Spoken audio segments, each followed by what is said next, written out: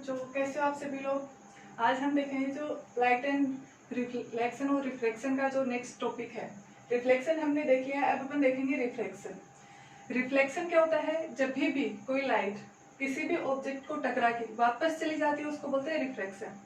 परंतु जैसा कि मैंने आपको बताया था पहले मीडियम पढ़ाते वक्त, कुछ मीडियम ऐसे होते हैं जिनके अंदर से लाइट क्या करती है, फ्लो करती है। तो वो लाइट कैसे करती है, उसमें कुछ चेंजमेंट आता है नहीं आता है, वो अपन देखेंगे रिफ्लेक्शन के अंदर। अभी रिफ्लेक्शन होता क्या, आपकी डेली लाइफ में अगर आप एग्जांपल देखो तो रिफ्लेक्शन का क्या होता है। आपके जो चश्मे आते हैं उनके अंदर जो लेंस लगे होते हैं उनमें भी क्या होता है, रिफ्लेक्शन होता है। जो स्पेरिकल लेंस देखेंगे उनके अंदर जो कॉन्सेप्ट लगेगा वो लगेगा किसका, रिफ्लेक्शन का। ठीक है, अभी अपन देख रहे हैं रिफ्लेक्शन होता क्या है, आपकी डेली लाइफ में इसका एग्जाम्पल क्या है।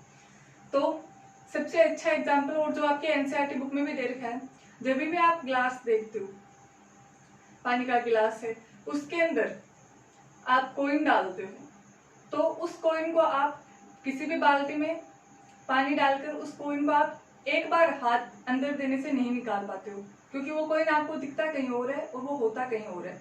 इसके पीछे क्या कॉन्सेप्ट है वो देखेंगे। दूसरी चीज, कई बार आपने देखा होगा कि कोई कॉइन है गिलास के अंदर, वो आपको पहले नहीं दिख रहा है, बट जैसे ही आपने वाटर ऐड किया, उसके अंदर वाटर डाला गिलास के अंदर, वो कॉइन आपको दिखने लग जाता है, बट उसकी पोजीशन क्या होती रहती है, चेंज रहती है। ठीक है, तो वो किसके कारण होता है, वो गिलास के अंदर जो कॉइन है वो आपको क्यों दिखा, वो रिफ्लेक्शन के कारण दिखा। अब इसका कॉन्सेप्ट क्या है वो अपन देखेंगे। रिफ्लेक्शन के कारण ऐसा क्या हुआ कि वो गिलास के अंदर जो कॉइन है वो अपन को दिखने लग गया। ठीक है, तो सबसे पहले हम देखते हैं, यहाँ पर मेरे पास में कोई भी ये है, इसके अंदर यहाँ पर कोई कॉइन रखा हुआ है, यहाँ पर मैं कोई भी कॉइन रखती हूँ, यहाँ पर कुछ भी रखा हुआ है ये मान। अगर आप यहां से इसे देखने की कोशिश करते हो, ठीक है, तो ये आपको नहीं दिखाई देगा, ये जो कॉइन है ये आपको नहीं दिखाई देगा।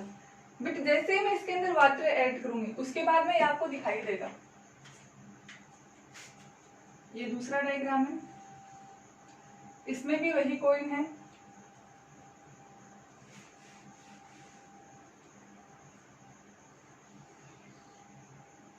इसमें मैंने वाटर ऐड किया हुआ है।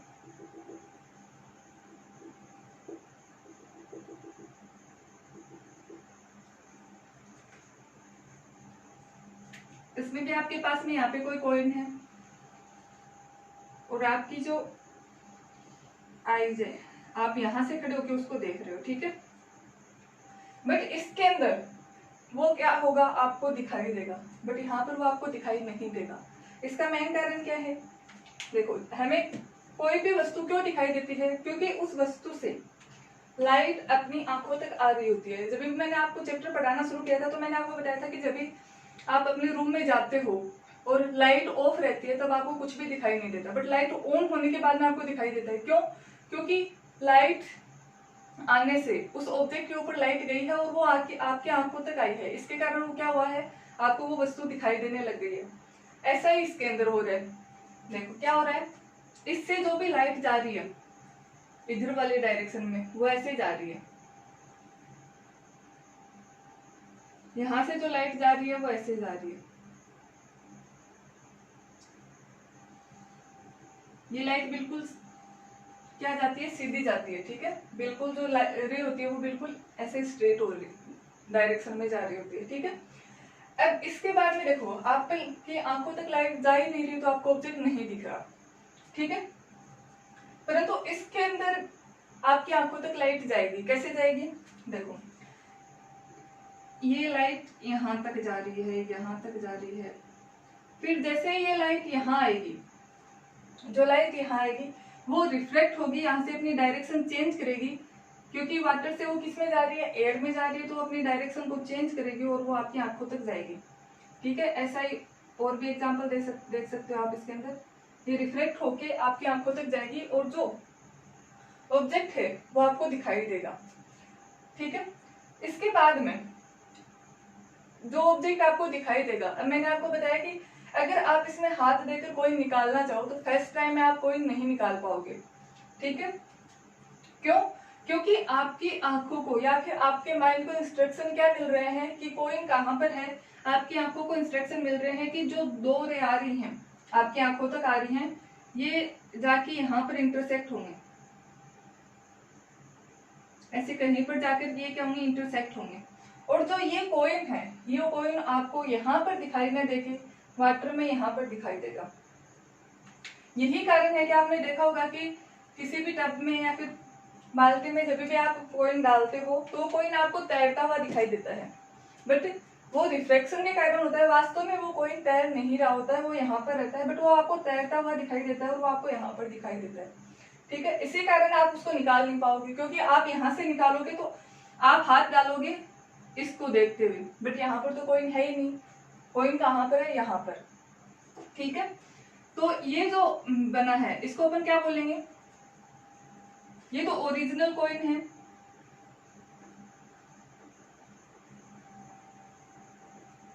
परंतु ये आपकी आंखों द्वारा बनाई गई इमेज, जो कोइन की जो इमेज बनेगी वो यहाँ पर बनेगी, ठीक है। तो कोइन आपको यहाँ पर दिखाई देगा। ये हो गई एग्जाम्पल की बात। ये एग्जाम्पल आपकी बुक में देखा है, उसके में ऐसा क्यों होता है, रिफ्लेक्शन के कारण ऐसा क्या होता है कि वो ऑब्जेक्ट है वह आपको दूसरी जगह दिखाई देता है, ठीक है। अब मैं आपको बताती हूँ रिफ्लेक्शन होता क्या है। जब भी कोई लाइट एक मीडियम से दूसरे मीडियम में जाती है तो वो बैंड होती है। उसी बैंड को अपन क्या बोलते हैं, उसी बैंडिंग ऑफ लाइट का जो नेचर होता है उसको अपन बोलते हैं रिफ्लेक्शन। ये मैंने दो डेफिनेशन लिखी हुई है, जो भी आपको अच्छी लगे आप इसे याद कर सकते हो, ठीक है। बात एक ही है दोनों में। अभी मेरे पास में ये कोई रे डाली है मैंने, यहाँ पर इसके ऊपर मैं मान रही हूँ कि यहाँ पर मीडियम फर्स्ट है, इसके नीचे मैं मान रही हूँ कि कोई दूसरा मीडियम है। यहाँ पर मैंने मान लिया कि मीडियम सेकंड है। अभी क्या होगा, मेरे पास में कोई भी रे आ रही है, यहां से मेरे पास में कोई भी रे आ रही है इस तरीके से, ये रे मेरे पास में यहां से आ रही है। जैसे ये दूसरे मीडियम में जाएगी तो ये रे जानी चाहिए थी बिल्कुल स्ट्रेट ऐसे, बट ये रिफ्लेक्ट हो जाएगी। ये इधर भी रिफ्लेक्ट हो सकती है, ये इधर भी रिफ्लेक्ट हो सकती है। इसको अपन देखेंगे जब अपन डेंसर मीडियम और रेयर मीडियम का कॉन्सेप्ट देखेंगे तब। बट ये रे मैं मान रही हूँ कि इधर वाली साइड में ये क्या होगी, रिफ्लेक्ट होगी। रिफ्लेक्ट नहीं, रिफ्लेक्शन हुआ, ये रिफ्लेक्ट हुई है, ठीक है। अभी मान लो यहाँ पर मेरे पास में कोई परपेंडिकुलर है,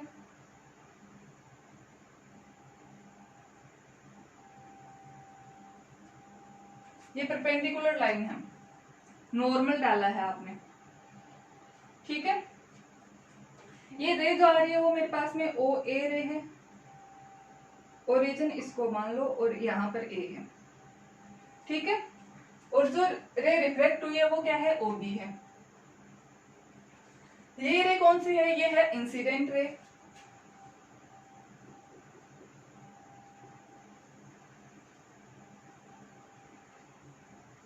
ये वाली रे है, ये कौन सी है, ये है रिफ्लेक्टेड रे।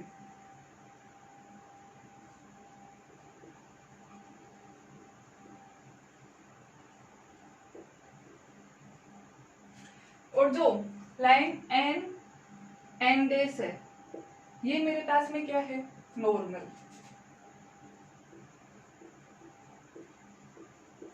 ठीक है। अभी जब भी अपन रिफ्लेक्शन पढ़ रहे थे तो अपन ने क्या देखा था, इंसिडेंट रे नॉर्मल के साथ में जो एंगल बनाती है वो एंगल कौन सा होता है, इंसिडेंट एंगल होता है। तो सेम कॉन्सेप्ट है, यहाँ पर जो एंगल बनेगा, ये वाला जो एंगल है, ये एंगल कौन सा है, एंगल आई, इंसिडेंट एंगल है, ठीक है। जो रिफ्लेक्टेड रे नॉर्मल के साथ में जो एंगल बनाएगी वो हो जाएगा रिफ्लेक्टेड एंगल। रिफ्लेक्शन के अंदर भी सेम था, रिफ्लेक्शन के अंदर ये लाइट इधर वाली साइड में जा रही थी और नॉर्मल के साथ में जो रिफ्लेक्टेड रे एंगल बना रही थी उसको अपन बोल रहे थे रिफ्लेक्टेड एंगल। बट यहाँ पर जो रिफ्रेक्टेड रे है वो एंगल बनाएगी, उसको बोलेंगे एंगल आर। ये हो गया एंगल ऑफ रिफ्लेक्शन। ठीक है, अभी जब मैंने आपको रिफ्लेक्शन पढ़ाया था तो मैंने आपको बताया था कि जो एंगल ऑफ इंसिडेंस और एंगल ऑफ रिफ्लेक्शन होता है वो हमेशा बराबर होता है, बट रिफ्लेक्शन के अंदर ये दोनों बराबर कभी भी नहीं होंगे। Angle of incidence is never equal to angle of reflection. ठीक है, अब एंगल ऑफ इंसिडेंस को एक बार लिख लेती हूँ, एंगल ए ओ एन, ये मेरे पास में क्या है, एंगल आई है, और ओ बी एन डेस, एंगल बी ओ एन डेस क्या है, एंगल ऑफ रिफ्लेक्शन है। अभी मैंने आपको बताया इसके अंदर कॉन्सेप्ट क्या होगा कि एंगल ऑफ रिफ्लेक्शन और एंगल ऑफ इंसिडेंस कभी भी बराबर नहीं होंगे। Means angle i is never equal to angle r. देखो बराबर क्यों नहीं होंगे, ये बराबर कब होंगे, जब ओ ए रे है वो ओ बी पाथ को फॉलो नहीं करके ओ ए डेस पाथ को फॉलो करेगी, तब ये दोनों बराबर होंगे। अगर ऐसा हुआ तो रिफ्लेक्शन नहीं होगा। ऐसा किस कंडीशन में होगा, जब ए की मीडियम में चल रही हो तो ऐसा ही होगा, रे बिल्कुल सीधी जाएगी। ठीक है, अगर रिफ्लेक्शन हुआ है तो ये एंगल कभी भी बराबर नहीं होंगे। ठीक है, अभी देखो अगर ये दोनों बराबर नहीं होंगे तो अपने पास में यहाँ पे टू कंडीशन बनती है, या तो एंगल आई जो है वो एंगल आर से बड़ा होगा, या एंगल आई जो है एंगल आर से क्या होगा, छोटा होगा। अभी अपन इस डायग्राम में देखेंगे, एंगल आई एंगल आर के बराबर कब होगा, जब ये ओ ए डेस को फॉलो करे। अगर यह एंगल जो रे है रिफ्लेक्टेड रे है ये क्या हो, इधर वाली डायरेक्शन में आए, ये देखो ये रिफ्लेक्टेड रे अगर ऐसे रिफ्लेक्ट होती तो एंगल क्या आर क्या हो गया, बड़ा हो गया एंगल आई से। तो एंगल आर क्या है, यहाँ पर बड़ा है एंगल आई से।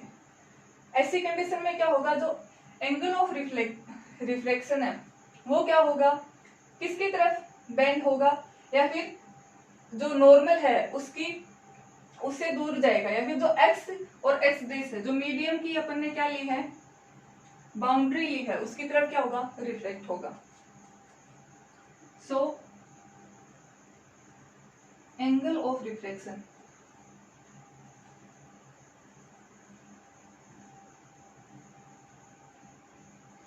bends towards the x-axis। इसको आप ऐसे भी लिख सकते हो कि away from the normal, bend away from the normal. ठीक है, ये इतने को चेंज करके लिख सकते हो, away from the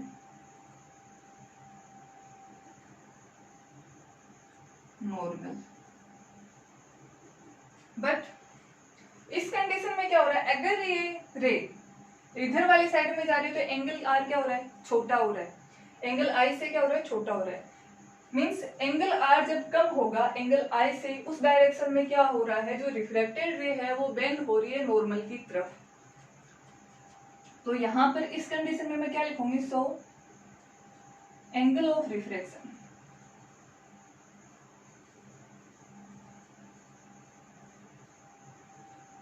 bends towards the normal। ये क्या हो गया आपका रिफ्लेक्शन। ठीक है, अब इसके अंदर एक कॉन्सेप्ट आता है रेयर मीडियम और डेंस मीडियम का। ठीक है, ये आपको बनाना है अपनी नोटबुक में और लिखना है। ठीक है, इसको रफ कर दो। और ये रिफ्लेक्टेड लाइट है, ये रिफ्लेक्शन जब भी आपकी एग्जाम में पूछा जाएगा तो ये डेफिनेशन लिख के आपको ये बनाना है, और थोड़ी सी थ्योरी पुटअप कर देनी है कि कोई भी रे ओ ए है वो रिफ्लेक्ट होके ओ बी की तरफ जाएगी। ठीक है, ये दोनों केस बनेंगे, ये दोनों एंगल कभी भी बराबर नहीं होंगे, ये थ्योरी में आपको लिख देना है। ठीक है, अब रेयर और डेंस मीडियम का कॉन्सेप्ट मुझे आपको और बताना है, जो मैं इसी वीडियो में बताऊंगी। ठीक है,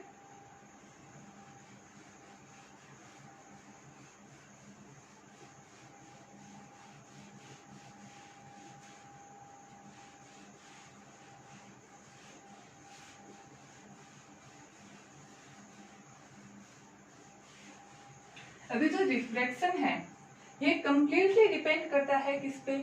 रिफ्लेक्शन हमेशा डिपेंड करता है स्पीड ऑफ लाइट पे।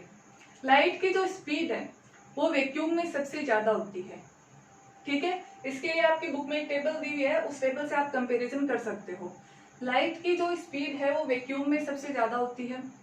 फिर जैसे ही एयर में आते हैं तो उसमें थोड़ा सा इफेक्ट आता है, थोड़ी सी कम होती है वैक्यूम के कंपैरिजन में। वैक्यूम में और एयर में लाइट की स्पीड जो एज्यूम करी जाती है वो होती है 3 × 10⁸ मीटर पर सेकेंड,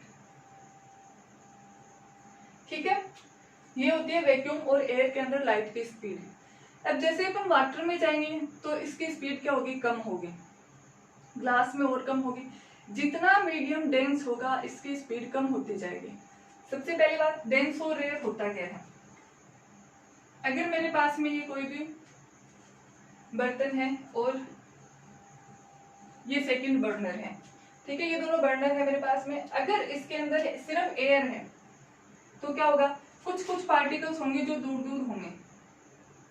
मेरे पास में कुछ पार्टिकल्स हैं जो दूर दूर हैं, परंतु इसके अंदर मेरे पास में क्या है? वाटर है, तो पार्टिकल्स क्या होंगे? पास पास होंगे। जिस मीडियम के अंदर पार्टिकल्स पास पास होंगे वो क्या होगा? डेंस मीडियम होगा। और जिसमें ज्यादा दूर दूर होंगे वो क्या होगा? रेयर मीडियम होगा, ठीक है। तो ये कौन सा है? दोनों का कंपैरिजन करें तो ये रेयर मीडियम है और ये डेंस मीडियम है। अभी आप मुझे एक बात बताओ, अगर मैं इसमें से लाइट पास करवाती हूँ तो कौन से में लाइट की स्पीड ज्यादा होगी? जो रेयर मीडियम होगा उसमें लाइट की स्पीड ज्यादा होगी, क्योंकि यहाँ पर क्या है? ट्रैफिक कम है तो लाइट को कम पार्टिकल से टकराकर बाहर निकलना होगा, तो यहाँ पर लाइट की स्पीड ज्यादा होगी। और यहाँ पर जब जाएगी तो इसको डेंस मीडियम से गुजरना होगा, ज्यादा पार्टिकल से लाइट टकराएगी, तो यहाँ पर जो लाइट की स्पीड होगी वो कम हो जाएगी, डिक्रीज हो जाएगी अब यहाँ पर। और यहाँ पर लाइट की स्पीड क्या होगी? इंक्रीज होगी। दोनों का कंपैरिजन हो गया। अब अपन देखते हैं रिफ्रैक्शन में क्या होता है, ठीक है।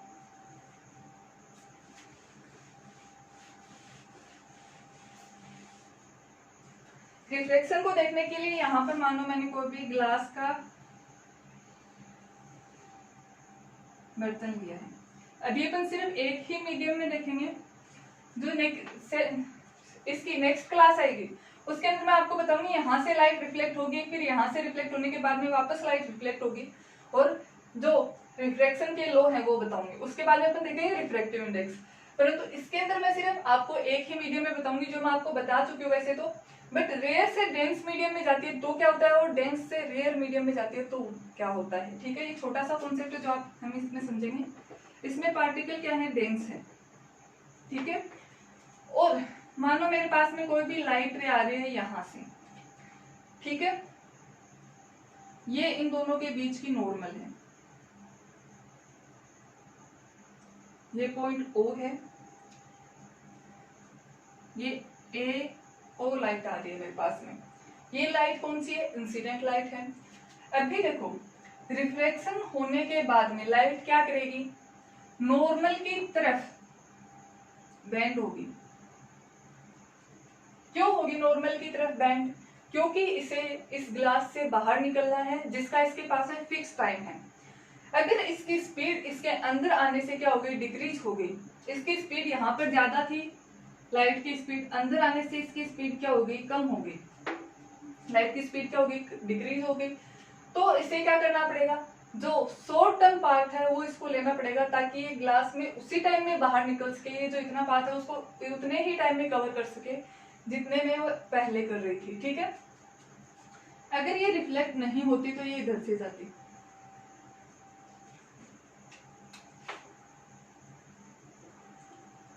अगर ये रिफ्लेक्ट नहीं होती तो इधर से जाती, बट ये रिफ्लेक्ट होने के बाद में क्या होगी? नॉर्मल की तरफ बेंड होगी। इसी तरीके से अगर ये लाइट डेंस मीडियम से रेयर में जाएगी तो ये नॉर्मल से दूर जाएगी, ठीक है। ये इधर वाली साइड में क्या होगी? रिफ्लेक्ट होगी, अगर ये रेयर डेंस से रेयर मीडियम आती होती, ठीक है। इस कॉन्सेप्ट को अपन नेक्स्ट क्लास में ज्यादा अच्छे से देखेंगे, जब मैं आपको बताऊंगी कि गिलास से बाहर आते टाइम लाइट का क्या इफेक्ट होगा, तो ये अपने पास में रेयर मीडियम हो जाएगा, ये डेंस मीडियम हो जाएगा और ये वापस रेयर मीडियम हो जाएगा। ठीक है, तो इन दोनों तीनों का कॉन्सेप्ट मिला के क्या होगा और अपन को क्या रिजल्ट मिलेगा, इससे अपन को लाइफ के कुछ लॉ भी मिलेंगे, उन सबको अपन नेक्स्ट क्लास में देखेंगे। इस क्लास में मैंने आपको सिर्फ रिफ्लेक्शन बताया है। अगर कोई भी डाउट हो तो आप कमेंट सेक्शन में पूछ सकते हो। Thank you guys for watching the video. Please like share and subscribe my channel. Thank you.